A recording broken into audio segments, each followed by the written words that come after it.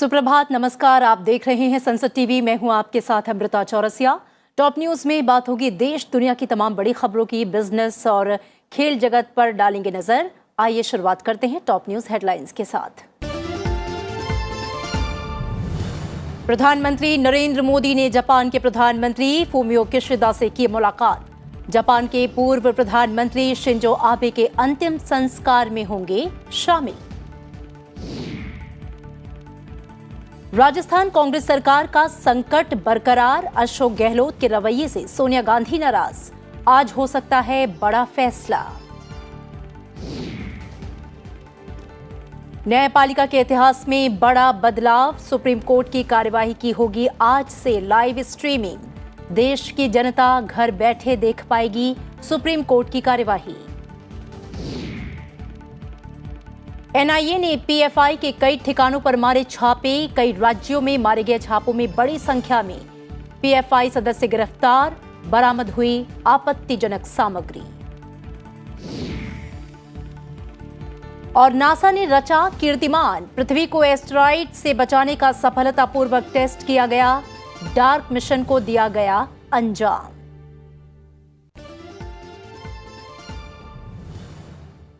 और आइए अब खबरें विस्तार से।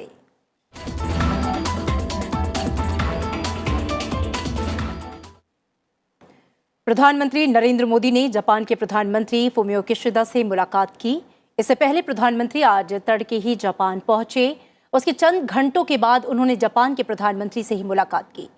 दोनों देशों के प्रधानमंत्रियों की मुलाकात में भारत और जापान के रिश्ते को और मजबूत करने पर बातचीत हुई। वर्तमान में चल रहे प्रोजेक्ट की समीक्षा भी की गई।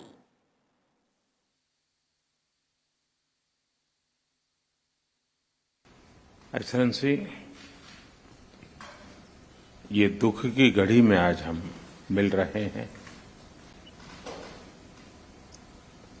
और जापान आने के बाद मैं अपने आप को ज्यादा शोकातुर अनुभव कर रहा हूं, क्योंकि पिछली बार जब मैं आया तब अभय शांत से बहुत लंबी बातें हुई थी और कभी सोचा ही नहीं था कि जाने के बाद ऐसी खबर सुनने के नौबत आएगी। अभय शांत और उनके साथ आपने विदेश मंत्री के रूप में भी भारत और जापान के संबंधों को नई ऊंचाई पर भी ले गए और बहुत क्षेत्रों में उसका विस्तार भी किया। प्रधानमंत्री जापान के पूर्व प्रधानमंत्री शिंजो आबे के अंतिम संस्कार में शामिल होने के लिए जापान पहुंचे हैं। प्रधानमंत्री आज बुडोकन में शिंजो आबे के राजकीय अंतिम संस्कार समारोह में शामिल होंगे। वो भारत की तरफ से पुष्पांजलि अर्पित करेंगे, जिसके बाद वे टोक्यो के आकासाका पैलेस जाएंगे। प्रधानमंत्री नरेंद्र मोदी शिंजो आबे की पत्नी अकी आबे से भी मुलाकात करेंगे।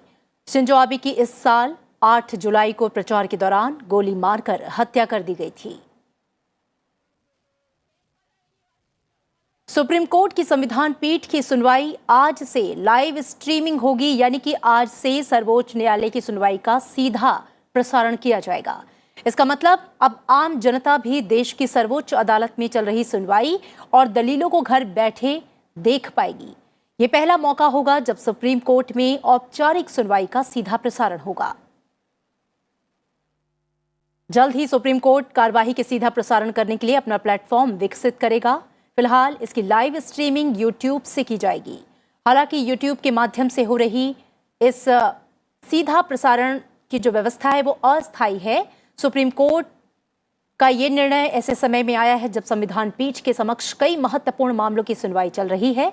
इनमें आर्थिक रूप से कमजोर वर्ग ईडब्ल्यूएस के लिए 10% आरक्षण की संवैधानिक वैधता, भोपाल गैस त्रासदी में मुआवजे की पर्याप्तता, बोहरा समुदाय के बहिष्करण का अधिकार जैसे मुद्दे शामिल हैं। और विदेश मंत्री एस जयशंकर और अमेरिकी रक्षा सचिव लॉयड ऑस्टिन ने सहमति व्यक्त की है कि इस साल वैश्विक स्थिति अधिक चुनौतीपूर्ण हो गई है, विशेष रूप से भारत प्रशांत में चुनौतियों के कारण। दोनों नेताओं ने द्विपक्षीय संबंधों, मुख्य तौर पर रक्षा संबंधों को और मजबूत करने की आवश्यकता पर बल दिया। विदेश मंत्री एस जयशंकर ने ऑस्टिन के साथ अपनी बैठक पर अपनी प्रारंभिक टिप्पणी में विभिन्न कारणों से वैश्विक स्थिति के अधिक चुनौतीपूर्ण होने पर चिंता जताई। साथ ही इस बात पर जोर दिया कि हिंद प्रशांत की स्थिरता, सुरक्षा और समृद्धि सुनिश्चित की जाए। भारतीय विदेश मंत्री डॉक्टर एस जयशंकर ने अमेरिकी रक्षा मंत्री लॉर्ड जे ऑस्टिन से पेंटागन में मुलाकात की। इस दौरान दोनों ने पूर्व एशिया, हिंद महासागर क्षेत्र में हाल के घटनाक्रमों समेत यूक्रेन संकट पर बातचीत की।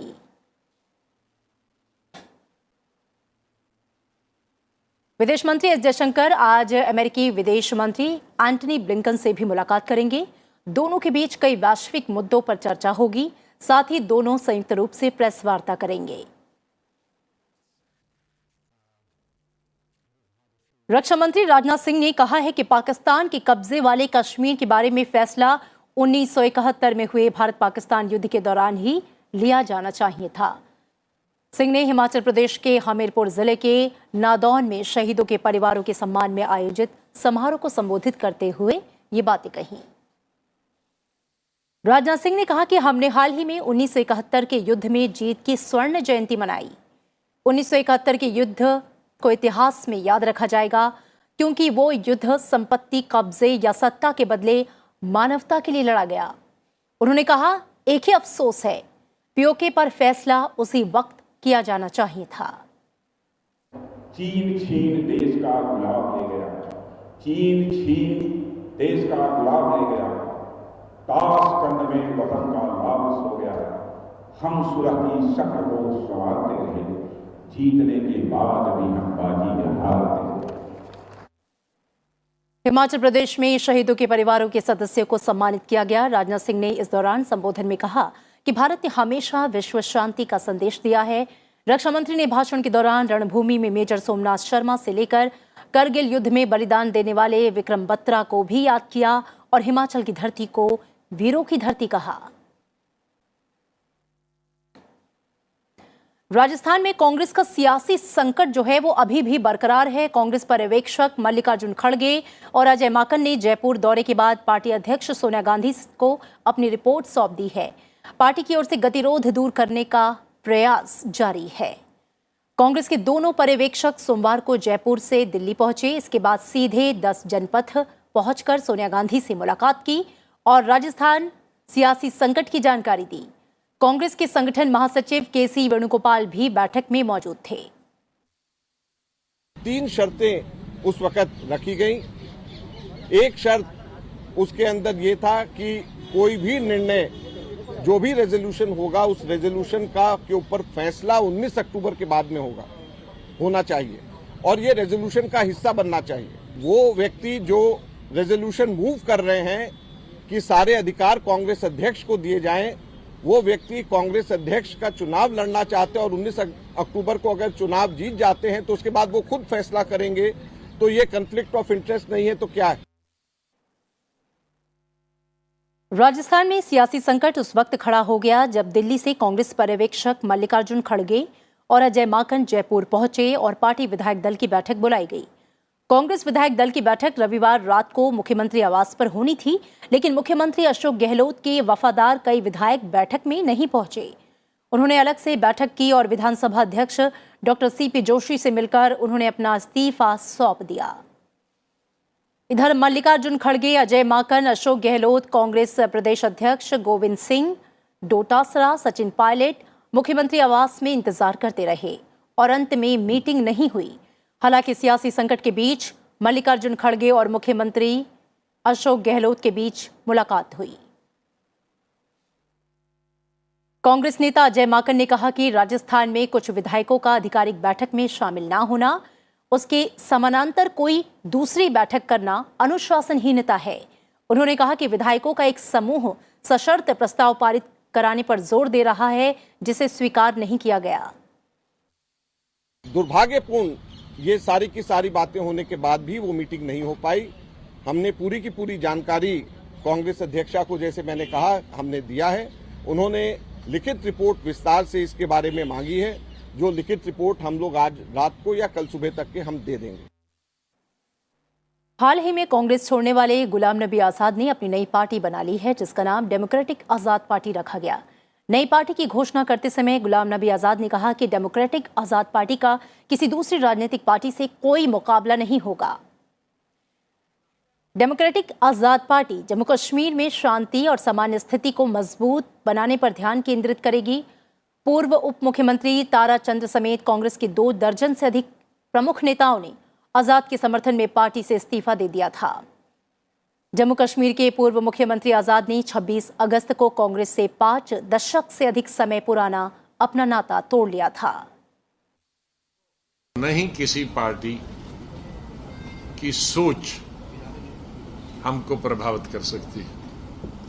हमारी अपनी सोच, अपना दृष्टिकोण अलग है, अपनी विचारधारा, वही विचारधारा जो गांधी जी की विचारधारा उन्होंने हमें दी। सरकार ने धार्मिक समुदायों के बीच घृणा फैलाने के इरादे से सामग्री से छेड़छाड़ करने और फर्जी खबरें प्रसारित करने के लिए 10 यूट्यूब चैनल के 45 वीडियो को प्रतिबंधित करने का आदेश दिया है। सूचना और प्रसारण मंत्री अनुराग सिंह ठाकुर ने यह जानकारी दी। जिन वीडियो को प्रतिबंधित किया गया है उन्हें कुल मिलाकर 1 करोड़ 30 लाख बार देखा जा चुका है और उनमें यह दावा किया गया कि सरकार ने कुछ समुदायों के धार्मिक अधिकार छीन लिए। अनुराग ठाकुर ने कहा कि इन चैनलों में ऐसी सामग्री थी जो समुदायों के बीच भय और भ्रम फैलाती है। आपको बता दें कि इससे पहले सरकार ने सांप्रदायिक सौहार्द बिगाड़ने वाले 102 यूट्यूब चैनल्स और फेसबुक अकाउंट को प्रतिबंधित किया था। सूचना प्रसारण मंत्रालय ने 10 यूट्यूब चैनल्स पर प्रतिबंध भी लगाया है, उनको सस्पेंड भी करवाया है, क्योंकि लगातार देश के खिलाफ षड्यंत्र रच रहे थे, देश को तोड़ने का प्रयास किया जा रहा था, भय और भ्रम फैलाने का प्रयास किया जा रहा था और जो मित्र देश हैं उनके साथ भी संबंध खराब हों, इस तरह का दुष्प्रचार किया जा रहा था। और आतंकी फंडिंग के सिलसिले में राष्ट्रीय जांच एजेंसी आज फिर पॉपुलर फ्रंट ऑफ इंडिया के ठिकानों पर छापेमारी कर रही है। एनआईए ने मंगलवार सुबह असम और यूपी के अलावा कई राज्यों में छापा मारा। छापेमारी के दौरान एनआईए ने पीएफआई के कई सदस्यों को हिरासत में लिया है। आपको बता दें कि इससे पहले एनआईए ने ईडी और अन्य एजेंसियों के साथ मिलकर 22 सितंबर को 15 राज्यों में पीएफआई के 93 ठिकानों पर रेड की। छापेमारी में पीएफआई के अध्यक्ष ओएमए सलमान, पी कोया, ई अबूबकर, इलामर और सीपी मोहम्मद बसीर समेत 106 सदस्यों को गिरफ्तार किया गया। इस दौरान आतंकी गतिविधियों व फंडिंग से जुड़े अहम दस्तावेज बरामद किए गए। गृहमंत्री अमित शाह इन दिनों गृह राज्य गुजरात के दौरे पर हैं। आज उनके दौरे का दूसरा दिन है। अमित शाह आज गांधीनगर में कई कार्यक्रमों में शामिल होंगे। आज वो कई कार्यक्रमों का उद्घाटन और शिलान्यास करेंगे। अमित शाह सुबह कलोल के क्रिक कॉलेज परिसर में निर्माणाधीन 750 बेड के आधुनिक अस्पताल का शिलान्यास करेंगे। गुजरात दौरे के पहले दिन अमित शाह ने कहा कि प्रधानमंत्री के नेतृत्व में सरकार स्वास्थ्य और चिकित्सा के ढांचे को मजबूत करने पर काम कर रही है। देश में चिकित्सा विश्वविद्यालयों की संख्या 2013-14 में 387 से बढ़कर 2022 में 596 हो गई।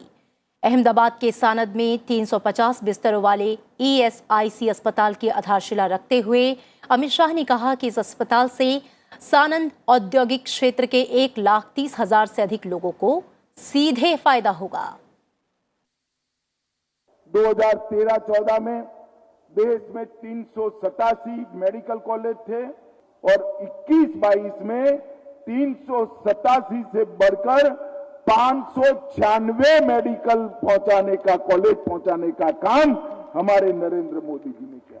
एमबीबीएस की सीटें 51,000 थी, इसको बढ़ाकर 89,000 लगभग 90,000 करने का काम भारतीय जनता पार्टी की मोदी सरकार ने किया है।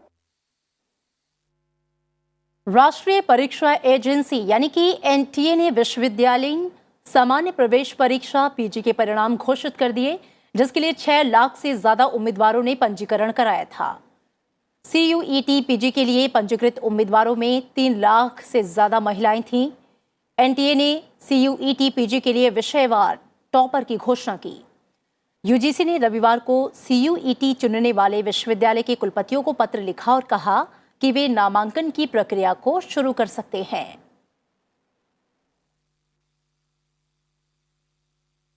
और फिलहाल यहां रुकेंगे एक छोटे से ब्रेक के लिए। आप कहीं मत जाइएगा। ब्रेक के बाद देखेंगे अंतर्राष्ट्रीय सुर्खियां, साथ ही देखेंगे खेल जगत के समाचार। बने रहिए हमारे साथ।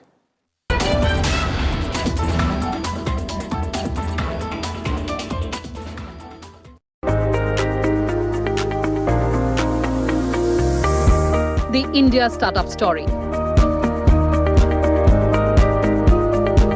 Powerful ideas.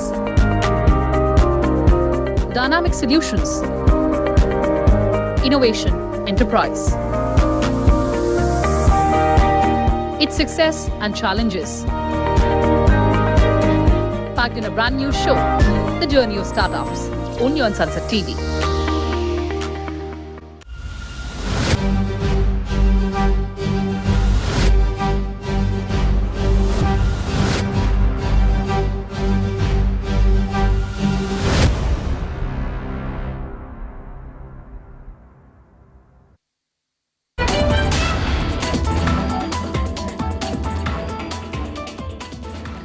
ब्रेक के बाद स्वागत है आपका। आप देख रहे हैं टॉप न्यूज और अब नजर टॉप 10 खबरों पर। राष्ट्रपति द्रौपदी मुर्मू आज बंगलुरु में हिंदुस्तान एरोनॉटिक्स लिमिटेड के अत्याधुनिक एकीकृत क्रायोजेनिक इंजन निर्माण सुविधा का उद्घाटन करेंगी। साथ ही वो क्षेत्रीय विषाणु विज्ञान संस्थान की आधारशिला रखेंगी। उपराष्ट्रपति जगदीप धनखड़ आज राष्ट्रीय पर्यटन पुरस्कार समारोह में मुख्य अतिथि के रूप में शिरकत करेंगे। वित्त मंत्री निर्मला सीतारमण सार्वजनिक क्षेत्र के बैंक प्रमुखों के साथ आज एक बैठक करेंगी। सीतारमण इस बैठक में अनुसूचित जाति वर्ग के उत्थान और कल्याण के लिए चलाई जा रही विभिन्न सरकारी योजनाओं और ऋण प्रगति की समीक्षा करेंगी। भाजपा के राष्ट्रीय अध्यक्ष जेपी नड्डा आज दिल्ली में प्रदेश प्रभारियों की बैठक करेंगे। इस बैठक में सभी राज्यों के प्रभारी शामिल होंगे। इस बैठक की अध्यक्षता राष्ट्रीय संगठन महामंत्री बीएल संतोष करेंगे। फसलों के एमएसपी, प्राकृतिक खेती, क्रॉप डाइवर्सिफिकेशन और गठित समिति की दूसरी बैठक आज हैदराबाद में होगी। सरकार की तरफ से गठित इस समिति की पहली बैठक पूर्व कृषि सचिव संजय अग्रवाल की अध्यक्षता में 22 अगस्त को हुई थी। केंद्रीय ग्रामीण विकास और पंचायती राज्य मंत्री गिरिराज सिंह आज नई दिल्ली में आयोजित एक समारोह में जलदूत ऐप लॉन्च करेंगे। जलदूत ऐप ग्राम रोजगार सहायक को वर्ष में 2 बार चयनित कुओं के जल स्तर को मापने में सक्षम बनाएगा। पंजाब विधानसभा का विशेष सत्र आज होगा। सदन की कार्यवाही सुबह 11 बजे से शुरू होगी। सत्र में पराली जलाने, माल एवं सेवा कर और बिजली आपूर्ति जैसे मुद्दों पर चर्चा होगी। मध्य प्रदेश के 18 जिलों में 46 स्थानीय निकायों के लिए आज मतदान होगा, जिसके लिए 3,397 उम्मीदवार मैदान में हैं। चुनाव परिणाम 30 सितंबर को घोषित किए जाएंगे। कांग्रेस की पदयात्रा का 20वां दिन है। कांग्रेस नेता राहुल गांधी ने कल पलक्कड़ में कांग्रेस की भारत जोड़ो यात्रा के दौरान बच्चों के साथ फुटबॉल खेला। आपको बता दें कि आज यात्रा का 20वां दिन है। देश में बीते 24 घंटों में कोरोना के 4,129 नए मामले सामने आए। वहीं 4,688 लोग संक्रमण से ठीक हुए। देश में सक्रिय मरीजों की संख्या घटकर 43,415 हो गई। और आइए अब नजर अंतर्राष्ट्रीय सुर्खियों पर। संयुक्त राष्ट्र महासभा के सत्र में भारत अपनी आर्थिक और विदेश नीति दोनों के लिए कई विकसित विकासशील देशों की प्रशंसा जीत रहा है।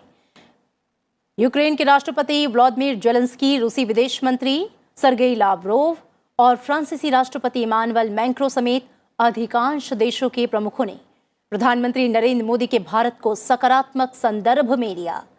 यूएन प्रमुख एंटोनियो गुटेरेस ने भी भारत की अहम भूमिका को स्वीकार किया। गुटेरेस ने कहा कि सतत विकास लक्ष्यों की सफलता में भारत की भूमिका बेहद महत्वपूर्ण है। फ्रांस, जमैका और पुर्तगाल जैसे देशों ने भी भारत की जमकर तारीफ की। रूस राष्ट्रपति व्लादिमीर पुतिन ने बातचीत में पीएम मोदी के युद्ध का समय पर न होने संबंधी टिप्पणी पर सभी देशों की प्रशंसा मिली।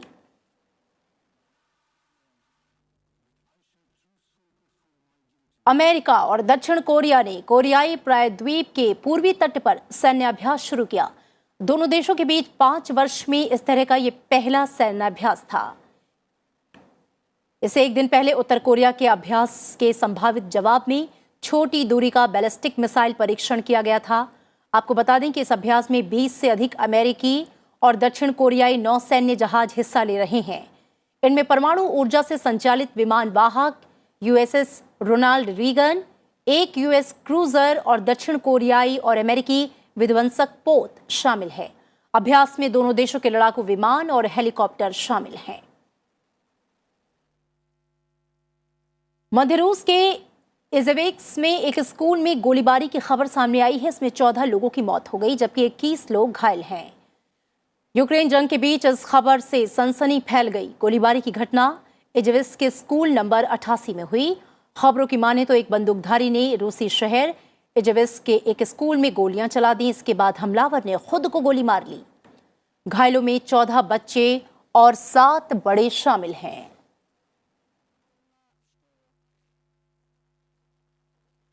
राष्ट्रपति व्लादिमीर पुतिन ने पूर्वी अमेरिकी खुफिया ठेकेदार एडवर्ड स्नोडेन को रूसी नागरिकता प्रदान की है। 39 वर्षीय स्नोडेन गुप्त फाइलें लीक करने के बाद 2013 में अमेरिका से भाग गए थे और उन्हें रूस ने शरण दी थी। राष्ट्रपति पुतिन की तरफ से साइन किए हुए आदेश में रूसी नागरिकता प्राप्त करने वाले 75 विदेशी नागरिकों में स्नोडेन का नाम शामिल है। स्नोडेन पर अमेरिकी सरकार के निगरानी कार्यक्रमों का विवरण देने वाले दस्तावेज को लीक करने का आरोप है। ईरान में हिजाब विवाद थमने का नाम नहीं ले रहा बल्कि ये बढ़ता ही जा रहा है। ईरान में हिजाब विरोधी प्रदर्शनों में अब तक 75 से ज्यादा लोग मारे गए जबकि अब तक 700 से ज्यादा गिरफ्तार किए जा चुके हैं। आपको बता दें कि 13 सितंबर को 22 साल की ईरानी महिला महसा अमीनी की हिजाब ना पहनने के कारण ईरान की पुलिस ने गिरफ्तार कर लिया था, जिसके बाद 16 सितंबर को उनकी मौत हो गई। पश्चिमोत्तर बांग्लादेश में एक नाव के पलटने से जान गंवाने वालों की जो संख्या है वो बढ़कर 50 हो गई। मरने वालों में अधिकांश बच्चे और महिलाएं शामिल हैं। दरअसल दुर्गा पूजा उत्सव से पहले महालया के मौके पर हिंदू श्रद्धालु बोंदेश्वरी मंदिर की ओर जा रहे थे, तभी उत्तर पश्चिम पंचगढ़ जिले में कोरोटो नदी में उन्हें ले जा रही नाव अचानक से पलट गई। बचाव कर्मियों ने सोमवार को 26 शव बरामद किए, जिससे मरने वालों की संख्या का जो आंकड़ा है वो 50 हो गया है।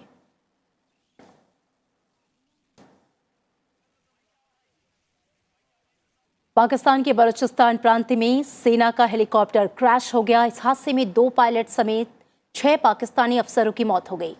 और इसी बीच बलोच लिबरेशन आर्मी ने पाकिस्तानी सेना के हेलीकॉप्टर को मार गिराने का दावा किया है। इतना ही नहीं, बीएलए ने यह दावा किया है कि उन्होंने पाकिस्तानी सेना के 2 कर्मियों का भी अपहरण किया है। और नासा ने आज सुबह एक बड़ा कीर्तिमान रचा है। स्पेस एजेंसी ने पृथ्वी को एस्ट्रॉइड से बचाने का सफलतापूर्ण टेस्ट किया। इसके तहत उसने अपने डार्ट मिशन को अंजाम दिया। ये पहली बार हुआ कि किसी ग्रह रक्षा प्रणाली यानी कि डार्ट मिशन को सफलतापूर्वक पूरा किया गया। इसका फायदा भविष्य में किसी भी एस्टेरॉइड को खत्म करने में किया जा सकेगा।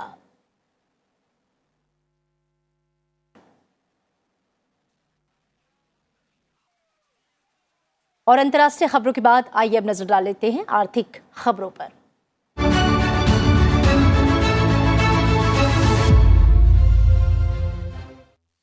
सरकार ने मौजूदा विदेश व्यापार नीति को 6 महीनों के लिए बढ़ाने का फैसला किया है।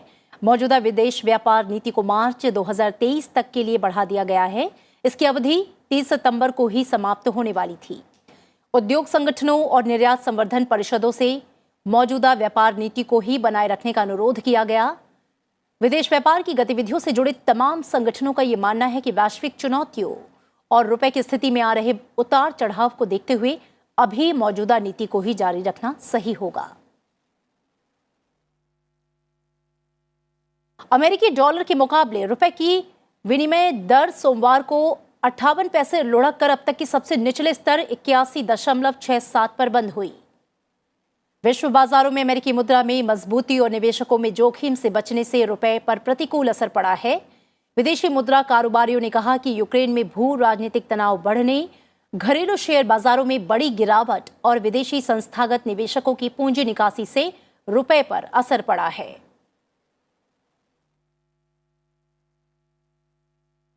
और घरेलू शेयर बाजार में सोमवार को लगातार चौथे कारोबारी दिन में भारी गिरावट दर्ज की गई। बीएसई का जो सेंसेक्स है वो 953.70 अंक लुढ़ककर बंद हुआ। कई देशों के केंद्रीय बैंकों की ब्याज दरों में बढ़ोतरी और वैश्विक बाजारों में मंदी की बढ़ती आशंका के चलते विदेशी निवेशकों की बिकवाली से घरेलू बाजारों में ये गिरावट आई। आज सेंसेक्स की बात करें तो 231.30 अंकों की बढ़त के साथ 57,376.52 पर खुला। वहीं निफ्टी 94.60 अंकों की बढ़त के साथ 17,110.90 पर खुला। और आइए अब खेल जगत की बड़ी खबरों पर नजर।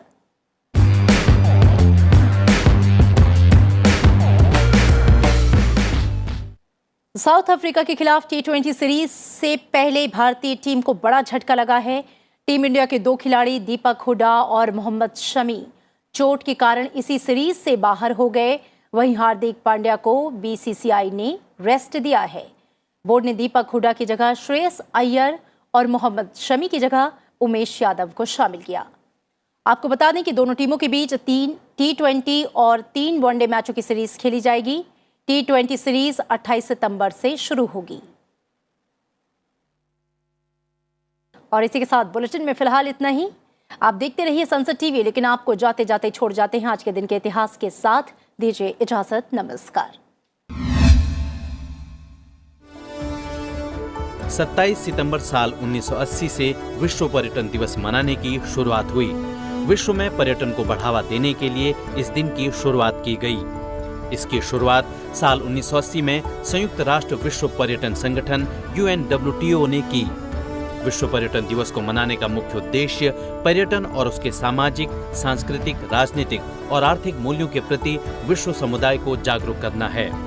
भारतीय पर्यटन को वैश्विक मंच पर बढ़ावा देने के उद्देश्य से भारतीय पर्यटन विभाग ने सितंबर 2002 में अतुल्य भारत नाम से एक नया अभियान शुरू किया था। वर्ष 2022 में विश्व पर्यटन दिवस की थीम है पर्यटन पर पुनर्विचार। 27 सितंबर साल 1833 को राजा राम मोहन राय का निधन इंग्लैंड के ब्रिस्टल में हुआ। उन्हें भारतीय पुनर्जागरण का अग्रदूत और आधुनिक भारत का जनक कहा जाता है। राजा राम मोहन राय ब्रह्म समाज के संस्थापक थे। वे भारतीय सामाजिक और धार्मिक सुधार आंदोलन के प्रणेता और बंगाल में नव जागरण युग के पितामह थे। भारत की स्वतंत्रता प्राप्ति के साथ साथ उन्होंने समाज की कुरीतियों के खिलाफ दोहरी लड़ाई लड़ी।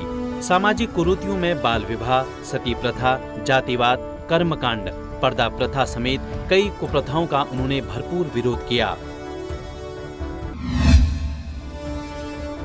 27 सितंबर साल 1958 में इंग्लिश चैनल तैरकर पार करने वाले मिहिर सेन भारत के ही नहीं बल्कि एशिया के पहले तैराक थे जिन्होंने इस कीर्तिमान को छुआ।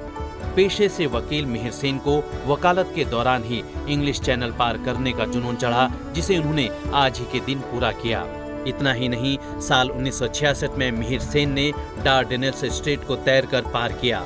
ऐसा करने वाले वे दुनिया के पहले व्यक्ति थे। उन्होंने 14 घंटे 45 मिनट में अपना लक्ष्य हासिल किया। मिहिर को 1959 में पद्मश्री और वर्ष 1967 में पद्म भूषण पुरस्कार से नवाजा गया।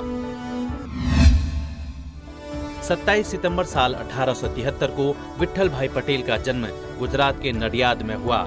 वे लौह पुरुष सरदार वल्लभ भाई पटेल के बड़े भाई थे। विट्ठल भाई भारत के प्रख्यात विधानवेत्ता, आचार्य और भारतीय स्वतंत्रता आंदोलन के देश विदेश में प्रचारक रहे। वे इंपीरियल लेजिस्लेटिव काउंसिल के सदस्य रहे।